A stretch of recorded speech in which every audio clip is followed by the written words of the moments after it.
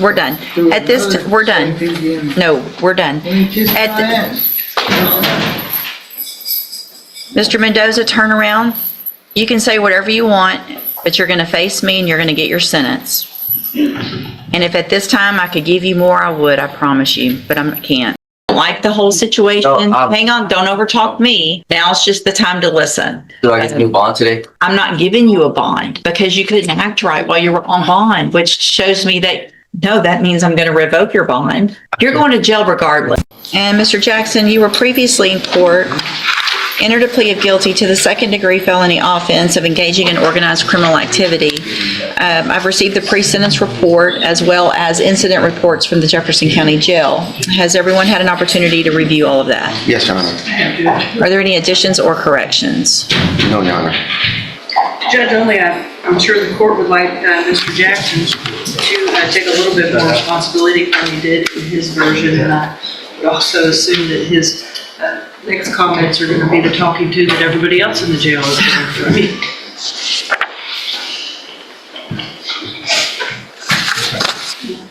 Mr. Jackson, I've got 16 pages of jail incident reports. Each page holds 2 to 4. Do the math on that, and that's a lot of you being exceptionally disrespectful to the officers that are there. And so what I'm wondering is why you think, I mean, since you entered your plea in this case, you were caught with a shank, 2 different types of shanks, and you've been fighting? Huh? You can speak where I can understand you first. Speak up. What do you want to say? I was talking to the girl, I was talking to the lieutenant. I was trying to talk to him and get that thrown out. They ain't find it on me. No, they found it in your bed. Oh, it wasn't. Okay. What about the other 16 pages? What about telling the officers, I don't have to do shit?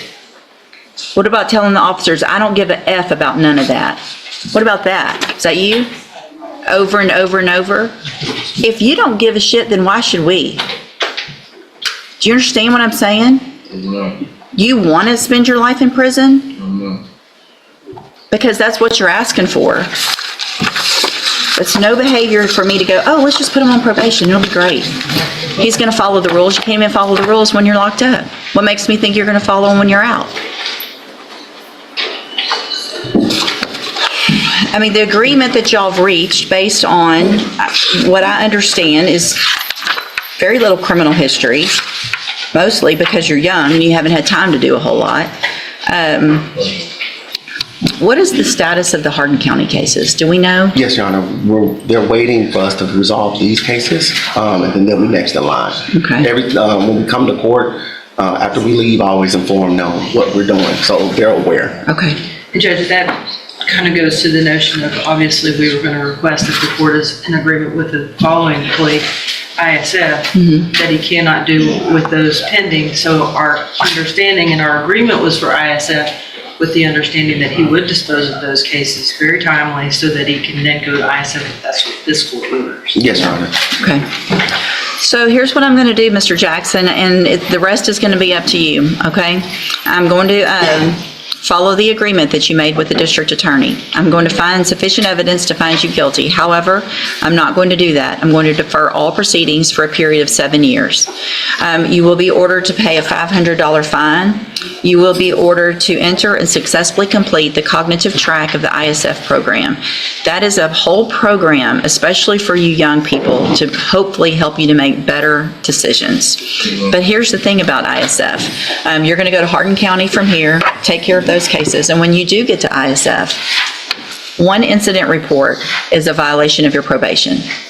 0 tolerance. So you're going to have to prove to me while you're waiting in jail. In addition, while you're waiting in jail to go to Hardin County, if I find out you misbehave in Hardin County, Any of those things are going to be violations of your probation. Do you understand? A condition of your probation is going to be that you follow the rules in our jail, in Hardin County Jail, and in ISF, whatever those rules are. It's not going to be cussing at and calling names to the correctional officers who are just there doing their job. It's not going to be fighting. It's not going to be hiding things in your whatever. You understand? Because you may never see the light of day. You're going to be right back in here on a motion to revoke your probation. And because this is a second-degree felony, if you are back in here, the range of punishment, if I find that you violated your probation, is minimum 2 up to 20 years in prison. You understand that? Okay. If you take advantage of this opportunity and change the way you're acting, and are you successful on this probation, this is your chance of a lifetime today, because you do not have a conviction on your record. You're not a convicted felon. And at the end of the probation period, if you're successful, the case gets dismissed. You'll never be a convicted felon. The other side, again, though, one hiccup. You're on zero tolerance from the beginning on this. You're back in here with the motion to revoke and going to prison. Do you understand? A condition of your probation also, if it's not in here, is going to be that you are not allowed to be in the possession of or around any firearm. So if there are firearms in your house where you're living that aren't yours, they have to be locked up, or you are not allowed to have them. You're not allowed to have a firearm, period. Do you understand? Okay. And Your Honor, just for the record, we do believe that he'll be able to make this probation and won't be back here. His family is here. They've always been here, so they're Good. ready to support him with whatever he needs to make sure that he makes it over the hump. I hope so. I'm glad that they're here. And here's the thing. You probably don't like their rules either. Guessing from how you're acting, I don't think you like anybody telling you what to do. But at this point in your life, until you get off this probation, there's going to be a bunch of people telling you what to do. And you're just going to have to take that because you're the one who engaged in this behavior, right? So grow up, take responsibility. And good morning. Good morning. How you doing? I'm okay. How are you? Pretty good. So you're Corbin Rayleigh? Yes, ma'am. And Mr. Rayleigh, you were here just last week or the week before. Yes, ma'am. And you pled guilty to an offense, and you were told to go to the probation department and do a pre-sentence report. Yes, ma'am. And I've gotten a memo from them that has some unfortunate information in here about how you acted while you were there and visiting with them. Yes, ma'am. I was over the phone when the lady was arguing and stuff. I just wanted the information on when I was supposed to meet the dudes. That was it. And That's not how this reads. I They were so frustrated with you that they said they will not do a pre-sentence report while you're on bond. So do you know what that means? my bond had to be paid off. No, that means I'm going to revoke your bond Okay. and you're going to go to jail. Yeah. And then they're going to come to the jail and do the pre-sentence report. And you're going to be respectful to them, or I don't have to go along with this plea agreement. Yes, ma'am. So listen, it's time to get a whole different attitude about all of this. I understand. I remember now when you were here, you don't like the whole situation. No, Hang on, don't overtalk me, because that's going to show me what you're doing to them. Okay? Now it's just the time to listen. Yes, ma'am. All right? And just do what you're told. There's not an excuse for what you did. You didn't just try to ask for some information. Okay? They wouldn't have sent this. They're very, very patient. I just want to let you know I got a whole different view about it on the whole situation now too. I just got to meet my son for the first time on Friday. So Well, this is very unfortunate. Yeah. So but here's the thing. There's no reason for you to still not get this probation, but I don't have a choice now but to get this pre-sentence report done. So I'm going to, hang on, I'm going to revoke your bond. In your case at this time, you're going to go with the bailiff. Probation's going to come to the jail. They're going to do this pre-sentence report, probably not today. do I get a new bond today? I'm not giving you a bond because you couldn't act right while you were on bond, which shows me that you see where I'm. Yeah, the problem- can we just like revoke the deal and take it to trial? I can't afford to go to jail, please. You're going to jail regardless. Why? Yeah, Because, why? do you want me to read the memo? Yeah, the whole thing. Yeah, can we play the voice recordings of the phone call in here today too, if that's the case? Because if you're just going to believe what she says, then I believe I have the right to fight on behalf of what I have to say, and we need to be able to play those phone reports. You're going to go do that. You're going to go do that pre-sentence report, phone reports today. and you're going to go and hopefully be respectful and hopefully get this probation and not ruin your life over this. This is very. As long as you think I'll be in there. It's a very temporary situation. Mr. Rojas can come back and talk to you. I'm revoking your bond at this time. I find it's in the best interest until sentencing that there not be a bond. You can go back with the bailiff.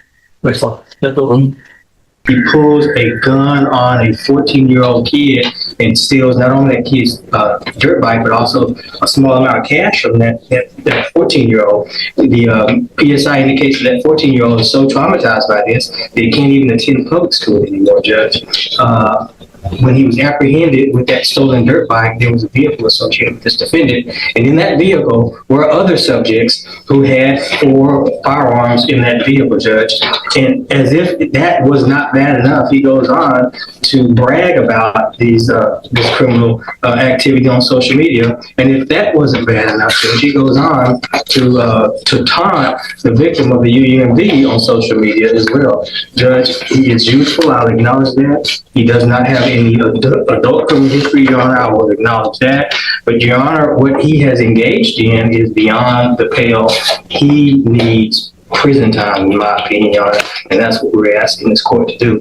If somehow, in any way, shape, or form, the court's considering community supervision, we'd ask for shock probation, some prison time up front, and then shock him out on community supervision. Judge, again, this is just beyond the pale. And I think the PSI speaks for itself. Thanks, Judge.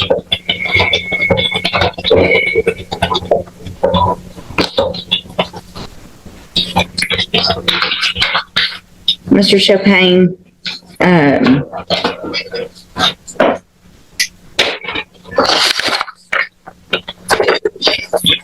these cases for me with kids your age are so hard.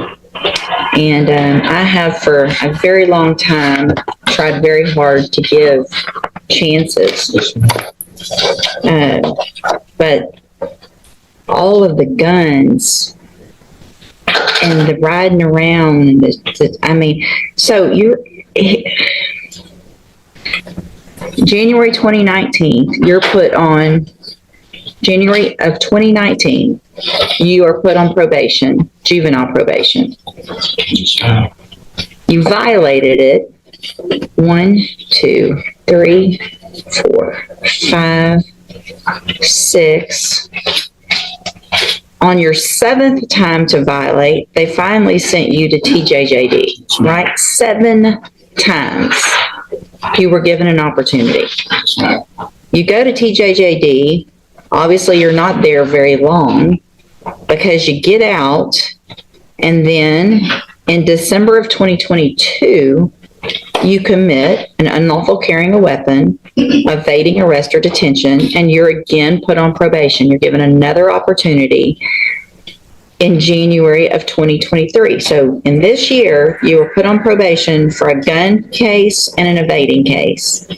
While you're on that probation, after you've been to TJJD, you commit these 3 offenses while you're on probation.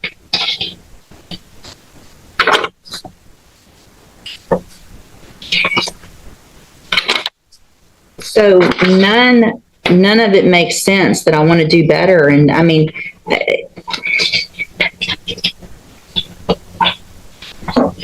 all this riding around with guns and masks and stealing, and it's just crazy. It's just crazy. I'll have to see in the jury box. I gotta think about this one some more for a minute. So what I've done, in addition to obviously just thinking about it and looking at all of this a little bit more, is ask and get any incident reports that you've had since you've been in custody. And Mr. Chopin, I appreciate Mr. Lewis and what he's done and the arguments he's made for you. And like I said before, it really kills me to what I feel like I have to do to you young people. But we are, in Jefferson County, tired of young people running around here with guns. You put a gun to somebody's head, We're lucky you haven't killed somebody because that's the path you're on. You've had opportunities at probation, and unfortunately, those haven't worked. You've actually already had 2. You were sent to TJJD, you got out, you still committed offenses, and then you got probation again, and then you're here. So all this talk of I want to do right and I'm going to do better is just a bunch of baloney. The way you can't follow the rules in jail shows me same pattern. You can't follow the rules. So at this time, in clause number 23 DCCR 0993, I'm going to find sufficient evidence to find you guilty, and at this time find you guilty of unauthorized use of a vehicle. I'm going to sentence you to a term of 2 years in the state jail prison. You will receive credit on that sentence for any time that you've been in custody that the law gives you the right to receive. In clause number, and these were all just open. So in clause number 23, DCCR 0991, I'm going to find sufficient evidence to find you guilty, and at this time find you guilty of evading arrest or detention with the use of a vehicle. I'm going to sentence you to a term of 10 years in the institutional division of the Texas Department of Corrections. You will receive credit on that sentence for any time that you've been in custody that the law gives you the right to receive. In clause number 23, DCCR 0992, I'm going to find sufficient evidence to find you guilty, and at this time find you guilty of aggravated robbery. Sentence you to a term of 25 years in the institutional division of the Texas Department of Corrections. You will receive credit on that sentence for any time that you've been in custody that the law gives you the right to receive. I am making an affirmative weapon, finding of a deadly weapon. These cases will run concurrently, which means together at the same time. So I am denying the state's motion to accumulate, which is a gift to you. I am going to grant the state's motion to forfeit the weapon, which is a Taurus Millennium G2 pistol bearing serial number TIP 10158.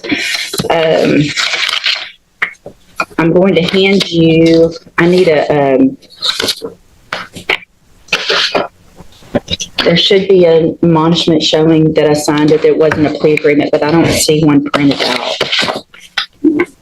Mr. Chopin, I take no pleasure in giving out a sentence like this, but I feel like what I have to do is protect Jefferson County from people like you, who have continued to show that you're just a danger and becoming more and more of a danger instead of learning from the opportunities that you've been given. You will be handed in just a minute a trial court certification in each of your cases that shows these weren't agreements, so you do have rights to appeal, and you can talk to Mr. Lewis about that. I hope you take advantage of any programs. You're still young. You're going to get out of prison and you're going to be young still and have a lot of your life ahead of you. I hope what you do while you're in prison is do what you're saying you really want to do, is get your life together. There's programs you can get out. You can have education when you get out. They offer that, and hopefully be a productive member of society instead of going down the wrong path that you've been going. All right, good luck to you. You can go back with the bailiff. We'll get those forms printed out. Good morning. Are you Anthony Mendoza? Yes, ma'am. And Mr. Mendoza was previously in court and entered pleas of true to counts 1 through 13 in a motion to revoke probation. Currently on probation for driving while intoxicated, third or more. That was a 6-year sentence that was probated for 6 years. Having to go to work, but yet he's not supposed to drive, and so he's driving with an invalid license, and he's not able to work, and he can't afford to pay for the things he needs to do, such as the 12-step program, the GED program. All those things require money, and that's one of the big issues. But the things I'm concerned about is that it says that he went to the safety relapse program. Positive, again, for alcohol and cocaine, which I understand he denies the cocaine, but that's what this alleges. And in October of 2022, I'm assuming through an administrative hearing, was granted relapse SafeP. Yes, ma'am. There was a motion to revoke that was filed and came before the court, and he was ordered to go to relapse SafeP, and he absconded, and he never went to relapse. So he wasn't in custody? No. Okay. And then, so we didn't see him again until August 11th of 2023 when he was arrested in Houston. So here's the thing, whether you probably didn't get any paperwork. Come up here to the front in the middle here. from at least October of 2022 until August 11th of 2023, you wouldn't have known about anything because you quit going to probation. You were an absconder. And the only reason we found you is because you were arrested in Houston for aggravated assault with a deadly weapon. And then in May, we get you back here and you were sanctioned to 180 days in jail. So this is the third time, it looks like to me, that you would have been given an opportunity to remain on probation. I gave you upfront time, continued you on probation. Courtesy supervision was sent to Harris County. And then we have the Scram device issues still, alcohol violations, interlock violations, aggressive behavior, ongoing alcohol use. So if you didn't do the relapse safety, it's not anyone's fault other than your own, because if you didn't know about it, it's because you weren't going to probation. Mr. Nichols? Judge, I think it's pretty clear. He was put on zero tolerance a couple of years ago, and here we are on the second time. Third. Multiple times. Yeah. And I don't know what else we could do. So obviously I agree with the probation department's recommendation for revocation. I think he's had more than enough chances, Judge. In fact, there's just one thing I want to make the court aware of. If I can call Ms. Martinez. Sure. Ms. Martinez, would you please raise your right hand? Do you swear or affirm the testimony you're going to give in this hearing will be the truth, the whole truth, and nothing but the truth, so help you God? Thank you. Go ahead. Ms. Martinez, you were supervising. So, ha, That was his only reply to you. Did I ask you to print me out a copy of that? yes, Showing you what Mark Stakes Exhibit 1, for purposes of this hearing, is this a copy of the email with his reply to you? yes. I'll tender to the defense attorney, Your Honor. I'll tender to the court for purposes of this hearing, I'll offer Stakes Exhibit 1. It's admitted. And is that pretty consistent with his level of cooperation and attempts to prevent probation while he's been supervised? Yes, sir. No other questions, Your Honor. All right, any questions? Just a couple. I want to clarify on the relapse program. You said y'all came to court on motion to revoke. Is that my understanding? Yes, And so the safety relapse was ordered by Judge West, yes, and he was here. The defendant was here. Mr. Mendoza was here that time. yes, sir. Well, wouldn't he have been taken into custody? Let me make sure, because I wasn't supervising. Okay. It looks like the hearing was completed over the phone. Okay, wait, he was not here. It was over the phone with the supervisor at that time. Due to him residing in Houston, he reported he had a lack of transportation to report back to the hearing at that time because he had tested positive for alcohol and cocaine. The supervisor had recommended complete relapse safety. Anything I have else? no other questions for Ms. Martinez, Your Honor. Your Honor. Thank you, Ms. Martinez. I think he wanted to address the court, but we never did because Sure. we talked with her. Go Would ahead. you like to tell the court? Do you want to tell the court? You're saying I went to safety twice. I never went. Nobody's saying you went to Safe twice. We're saying you went to You're saying Safe P. I'm Hold on, absconding? don't, listen. I'm going to let you talk, but don't talk over me. We're saying that you went to Safe P and then that you were ordered to go to the Safe P relapse, but you never came and turned yourself in after that phone call where you were told that there was to be a warrant for your arrest. So no, you never went to Safe P relapse. Go ahead. She said I was supposed to turn myself in. That was after I did the 9 months where the felony assault got dropped to a misdemeanor terrorist threat. Mm-hmm. So when I was here, y'all let me out.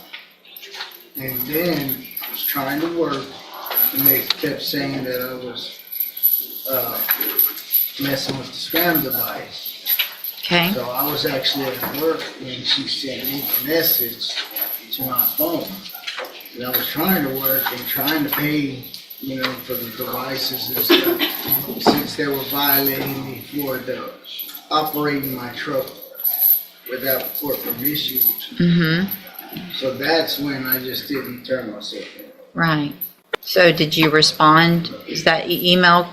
That was Yes, ma'am. that's what you thought about all that? Yes, ma'am, I did actually say that. You thought that was funny? It's because I was agitated and I was taking lunch at work, and I was trying to do things trying to make money to take the classes, but with being on the SPAM device. Well, you had money to buy alcohol. You had, because you kept drinking, because you kept messing, I mean, Mr. Mendoza, you have been given so many opportunities on this probation, and I understand that those things are expensive. However, if you had at any time stopped testing positive and having blood alcohol readings that were positive on those things, then you could have eventually gotten off of those. I don't keep people on those for very long, but the reason we had to keep doing it for you is because you kept drinking. You kept messing up. And so you don't get to say, I kept messing up. I mean, seriously, you got the initial probation in 2021. You got relapse, I mean, you got safe P, you got some upfront time because of the Harris County issue, didn't revoke you, haven't revoked you, 3 times haven't revoked you. And here we are with all of these violations. Through the TDCJ program, I was doing what I needed. The only time I had issues when I had the foot problem that I got from the halfway house. That's the only reason they said I absconded from the TDCJ program. Okay. I've actually done well through the program, through with the supervisor division. The only time I messed up is when they stopped supervising me and made me go do these things by myself. Well, I mean, how old are you? How old are you? I'm 43. 43 years old. And I have no felonies on my record except for this. That doesn't mean anything. You have this felony and you have 6 years hanging over your head, and you've been given all the tools. You went to SafeP, you got to aftercare. At some point, you have to take those tools and do for yourself and not come in and say, well, they made me do it for myself, so it's somebody else's fault that I kept drinking. We gave you the tools. If I can get We're done. through At this, another we're done. SafeP again, No, we're done. let me kiss my At the- ass. Mr. Mendoza, turn around. You can say whatever you want, but you're going to face me and you're going to get your sentence. And if at this time I could give you more, I would, I promise you, but I can't. So I'm going to find that you entered your pleas of true to counts 1 through 13 freely and voluntarily. Find those counts true. Find sufficient evidence to revoke your probation, and at this time revoke your probation. Sentence you to 6 years in the institutional division of the Texas Department of Corrections. You will receive credit on that sentence for any time that you've been in custody that the law gives you the right to receive. I'm going to hand you a certification of your right to appeal. This was not an agreement, so you do have some rights to appeal. Y'all need to sign that before you leave right now. You need to sign that you're getting a copy of it, and then we'll give you your copy, and then when you're done with that, you can go back with the bail. In this courtroom hearing, a young defendant appears before the judge after pleading guilty to engaging in organized criminal activity. Although the plea agreement offers him a chance to avoid prison through probation, the judge first reviews an alarming record of misconduct inside the county jail. Multiple incident reports describe fights, disrespect toward correctional officers, and even possession of homemade weapons, raising serious doubts about whether he deserves another opportunity. When questioned about his behavior, the defendant attempts to explain some of the incidents, but the judge is unconvinced. She points out that someone who refuses to follow rules behind bars is unlikely to follow them while on probation. Despite his limited criminal history and young age, she warns that his attitude is leading him toward a lifetime in prison if he refuses to change. The judge then turns to another shocking case involving a teenage defendant accused of pulling a gun on a 14-year-old boy, stealing his dirt bike and cash, and later bragging about the crime on social media while mocking the victim. Prosecutors argue that the victim was so traumatized that he could no longer attend public school and urge the court to impose a lengthy prison sentence. After reviewing the defendant's repeated probation violations, prior juvenile history, and continued gun-related offenses, the judge concludes that he has ignored every opportunity to change. She sentences him to 25 years in prison for aggravated robbery, along with additional concurrent sentences on related charges, explaining that protecting the community must come before giving another second chance.